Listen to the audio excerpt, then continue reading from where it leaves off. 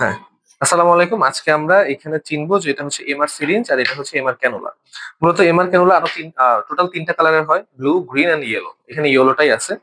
আর এটা হচ্ছে MR syringe, যেটা এমভিএ থেকে আলাদা করব কিভাবে? এই যে এটা হচ্ছে লক।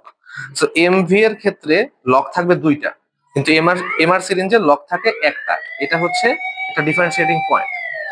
সো এভাবে আমরা যখন বুঝলাম যে এটা হচ্ছে এমআর সিরিঞ্জ, এখন এটার প্রসিডিউরটা হচ্ছে নেগেটিভ প্রেসারের মাধ্যমে এটা হচ্ছে সাকশন করে। তার জন্য আমাদের কি করতে হয়? ফার্স্টে এখানে লক করে নিতে হয়।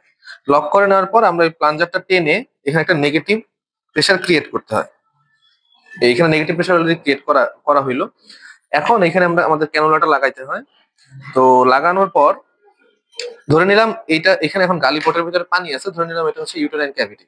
সো বেসিক্যালি এখানে আমাদের কি করতে হয়? এটা দেওয়ার পরে আমাদের জাস্ট লকটা খুলে দিলে এখান থেকে যা কিছু আছে নেগেটিভ প্রেসারের মাধ্যমে আমাদের সিরিঞ্জের ভিতরে চলে আসবে। সো এই যে আমরা যদি দেখি, এই যে দিলাম, এটা দেওয়ার পরে আমরা এই যে লকটা খুলে দিলাম, এইভাবে প্রসেসের মাধ্যমে এইভাবে আমরা সাকশন করব। আচ্ছা।